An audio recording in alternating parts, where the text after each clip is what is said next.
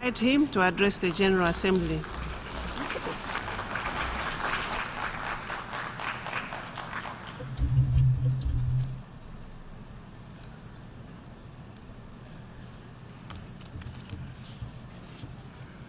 Bismillah ar-Rahman ar-Rahim. Excellencies, distinguished delegates, ladies and gentlemen,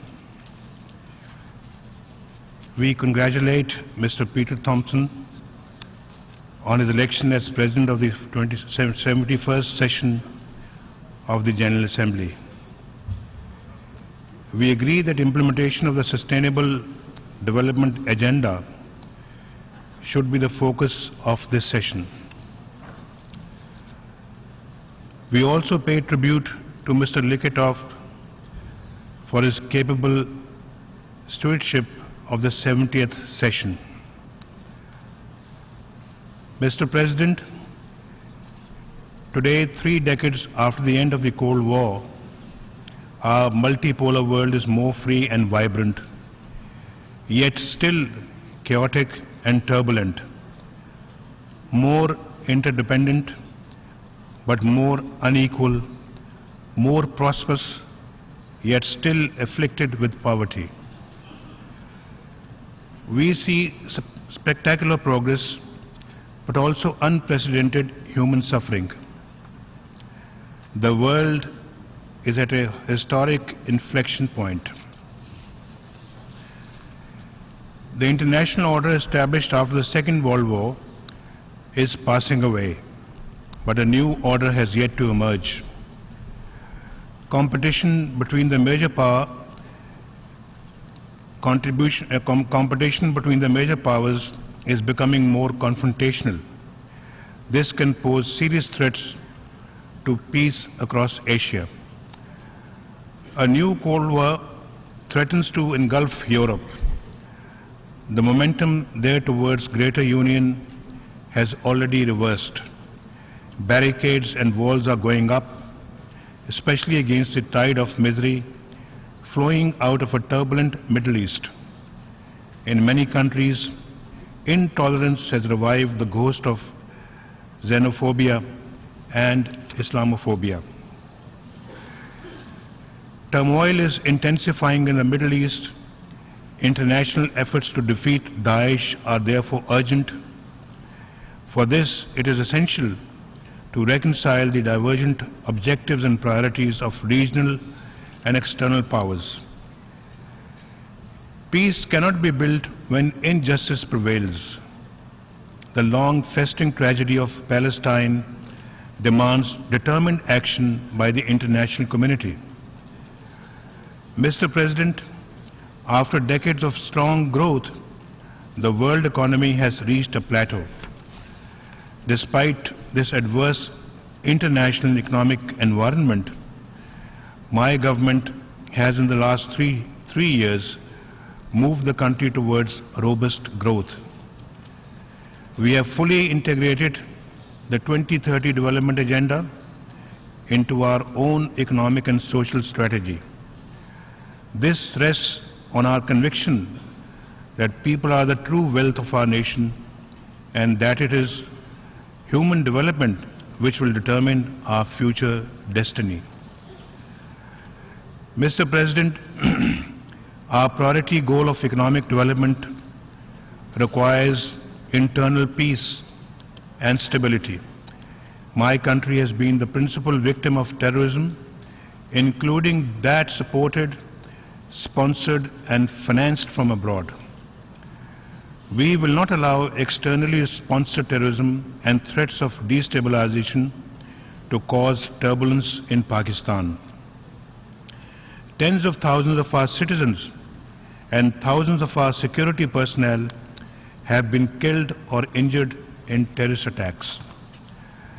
This has only reinforced our resolve to eliminate the scourge of terrorism. Our comprehensive strategy of law enforcement and targeted military operations has produced remarkable results and enabled Pakistan to turn the tide against terrorists. Pakistan's Zarbea's operation is the largest, most robust, and most successful anti-terrorism campaign anywhere in the world, deploying 200,000 of our security forces. Our comprehensive national action plan has the complete endorsement of our people and our parliament, as well as our security forces, all of whom have made heroic sacrifices to defeat terrorism. Mr. President, terrorism, however, is now a global phenomenon which must be addressed comprehensively and in all its forms, including state terrorism. The international community must coordinate its efforts to accomplish this. These efforts should be taken collectively and not unilaterally by the passage of any laws with extraterritorial application targeted against certain countries. We will not win the fight against terrorism and violent extremism so long as we do not address their root causes. These lie in poverty and ignorance, political and social injustice and oppression, foreign intervention and occupation, and denial of the legitimate rights of the people and nations, especially the right to self-determination. Until these underlying causes are addressed, it will be difficult to counter the twisted narrative of violent extremists and terrorists. Mr. President, after 15 years of the current war in Afghanistan, the international community agrees that the only road to a lasting peace in that country is through a dialogue between the government in Kabul and the Afghan Taliban. Pakistan has long proposed this as the most viable course to end decades of conflict and suffering in Afghanistan. Based on this belief in a negotiated peace and in response to requests from President Ashraf Ghani, we have been facilitating the process of reconciliation in Afghanistan. There have been setbacks. That, however, is not a sufficient reason to abandon the path of peace and rely on the military option, which has failed for the past decade and a half to stabilize Afghanistan. Progress will be assured only when the Afghan parties themselves conclude that there is no military solution to the Afghan war and work assiduously through a meaningful dialogue process for achieving reconciliation and peace at home. Mr. President, over 3.5 decades of conflict and chaos in Afghanistan has had grave security and economic consequences for Pakistan. Almost 3 million Afghan refugees to whom we opened our homes and hearts remain in Pakistan.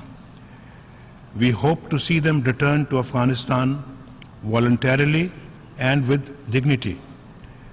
Until they do, the international community must shoulder its responsibilities to sustain them. Mr. President, confrontation should not be our destiny in South Asia. Pakistan wants peace with India. We have gone the extra mile to achieve this, repeatedly offering a dialogue to address all outstanding issues. But India has posed unacceptable preconditions to engage in a dialogue. Let us be clear. Talks are no favor to Pakistan. Talks are in the interest of both countries. They are essential to resolve our differences, especially in Jammu and Kashmir dispute, and to avert the danger of any escalation. Mr. President, peace and normalization between Pakistan and India cannot be achieved without a resolution of the Kashmir dispute. This is an objective evaluation, not a partisan position.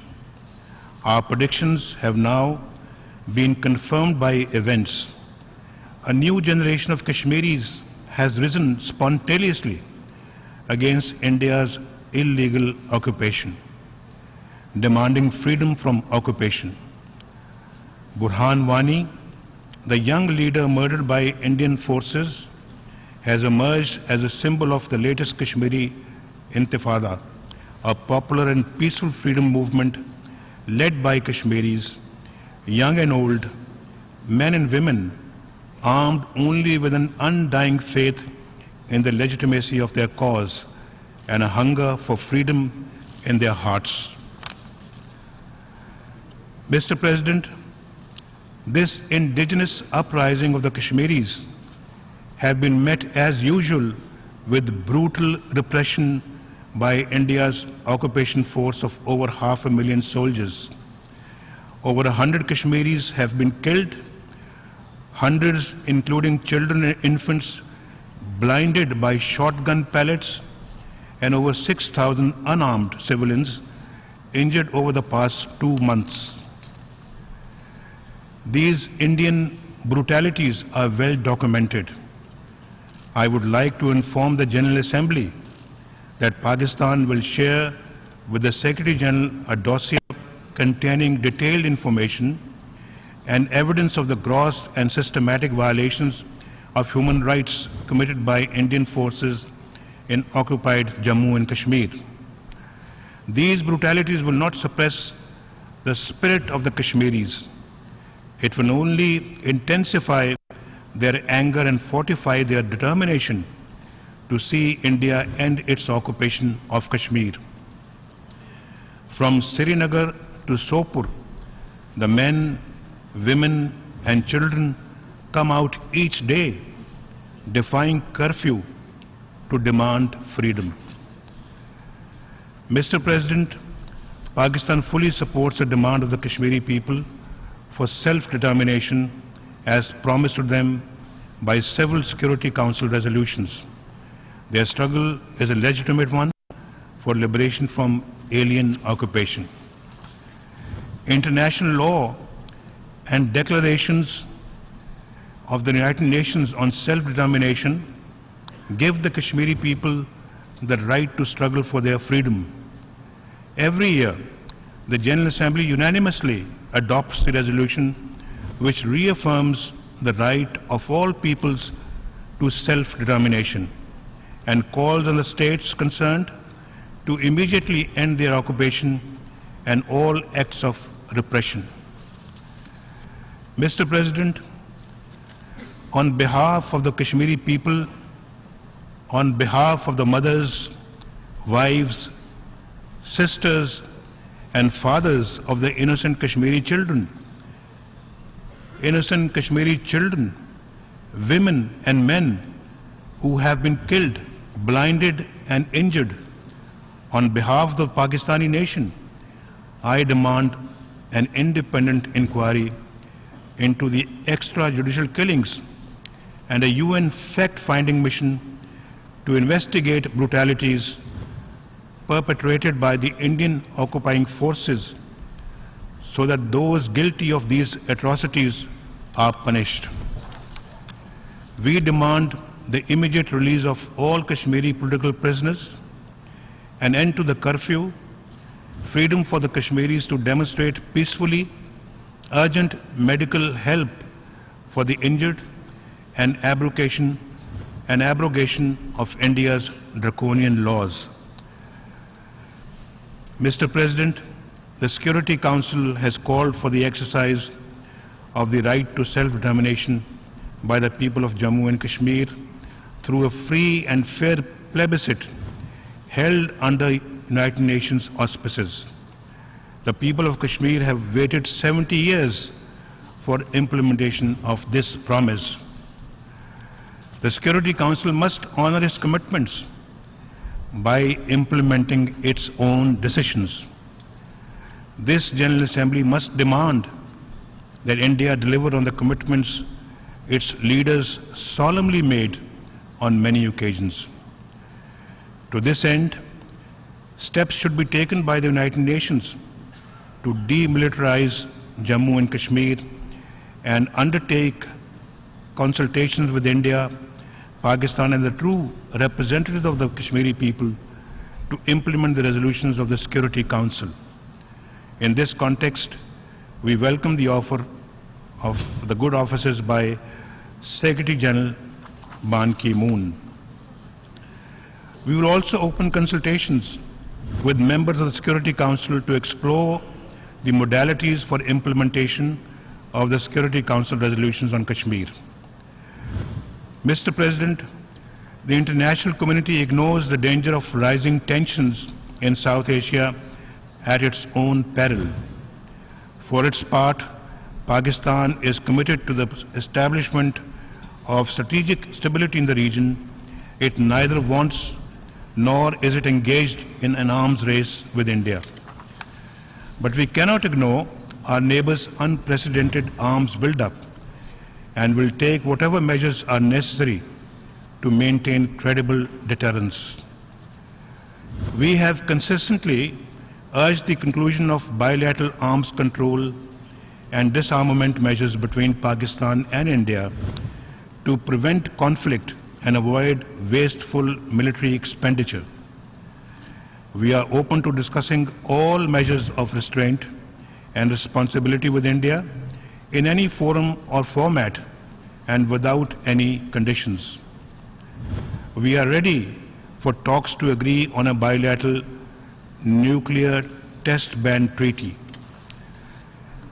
Today, from this rostrum, I would also like to reiterate our offer to India to enter into a serious and sustained dialogue for the peaceful resolution of all outstanding disputes, especially Jammu and Kashmir.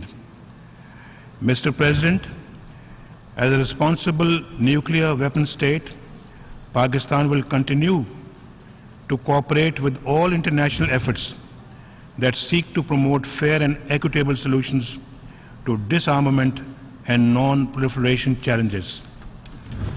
We have introduced state-of-the-art measures to strengthen the safety and security of our nuclear materials and facilities. We have adopted a comprehensive export control regime that is fully consistent with international standards. Judged on the basis of objective criteria and without discrimination, Pakistan is fully eligible for membership of the Nuclear Suppliers Group. Mr. President, in our turbulent and interdependent world, the United Nations remains an indispensable organization to restore order and ensure global peace, stability, and prosperity. Its principles remain the crucial pillars of international legality, the guide for the conduct of member states, and the guarantor of the legitimate rights of all nations and peoples. The United Nations must regain its credibility as a central instrument for the promotion of peace, prosperity, and liberty. To that end, it should become more representative, transparent, and accountable. A comprehensive and democratic reform of the Security Council, which Pakistan supports, should enhance its relevance and representation. Creating new centers of privilege will do the opposite. Mr. President, Pakistan's unwavering commitment to the UN is well established. We have played a pioneering and consistent role in UN peacekeeping, and despite our own security requirements, we will remain one of the world's largest troop contributing countries and maintain our record of success in multiple UN peacekeeping operations. Mr. President, Pakistan has a vital stake in ending conflicts, fostering peace, fighting terrorism, strengthening democracy, promoting human rights, generating global growth, and overcoming the challenges of environmental degradation. We can achieve these goals and create a new and peaceful world order only through the United Nations and by strict adherence to the principles of its charter.